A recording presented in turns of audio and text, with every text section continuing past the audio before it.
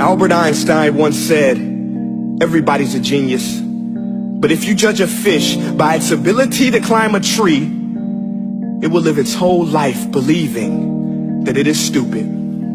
Ladies and gentlemen of the jury, today on trial we have modern day schooling. Glad you could come. Not only does he make fish climb trees, but also makes them climb down and do a 10-mile run. Tell me, school, are you proud of the things you've done? Turning millions of people into robots, do you find that fun? Do you realize how many kids relate to that fish swimming upstream in class, never finding their gifts, thinking they are stupid, believing they are useless? Well, the time has come, no more excuses. I call school to the stand and accuse him of killing creativity, individuality, and being intellectually abusive. He's an ancient institution that has outlived his usage. So, Your Honor, this concludes my opening statement, and if I may present the evidence of my case, I will prove it. Proceed. Exhibit A. Here's a modern day phone. Recognize it? Here's a phone from 150 years ago. Big difference, right? Stay with me. Here's a car from today, and here's a car from 150 years ago. Big difference, right? Well, get this. Here's a classroom of today, and here's a class we used 150 years ago. Now ain't that a shame? In literally more than a century, nothing has changed. Yet you claim to prepare students for the future? But with evidence like that, I must ask, do you prepare students for the future or the past?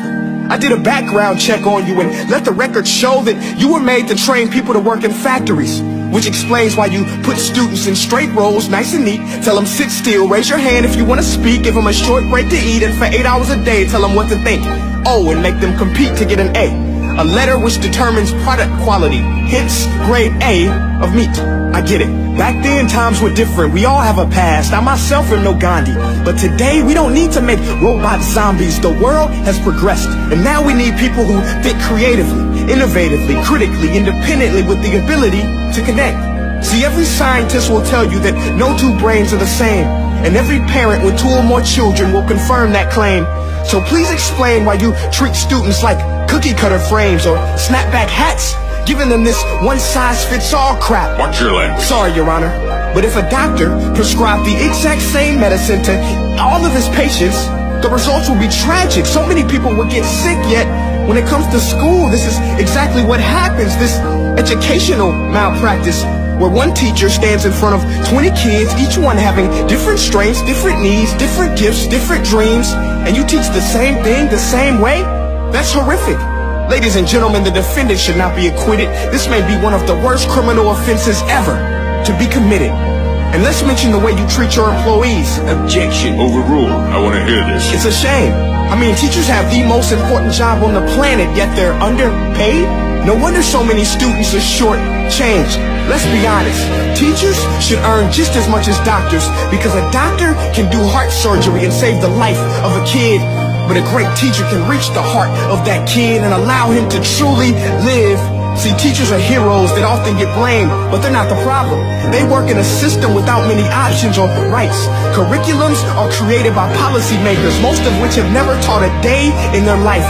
Just obsessed with standardized tests. They think bubbling in a multiple choice question will determine success.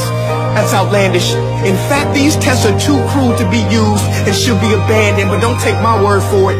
Take Frederick J. Kelly, the man who invented standardized testing, who said, and I quote, "These tests are too cruel to be used and should be abandoned." Ladies and gentlemen of the jury, if we continue down this road, the results will be lethal. I don't have much faith in school, but I do have faith in people. And if we can customize healthcare, cars, and Facebook pages, then it is our duty to do the same for education, to upgrade it, change it, do away with school spirit, because that's useless. Unless we're working to bring the spirit out of each and every student, that should be our task. No more Common Core. Instead, let's reach the core of every heart in every class. Sure, math is important, but no more than art or dance. Let's give every gift an equal chance. I know this sounds like a dream, but countries like Finland are doing impressive things. They have shorter school days. Teachers make a decent wage. Homework is non-existent, and they focus on collaboration instead of competition. But here's the kicker, boys and girls. Their educational system outperforms every other country in the world.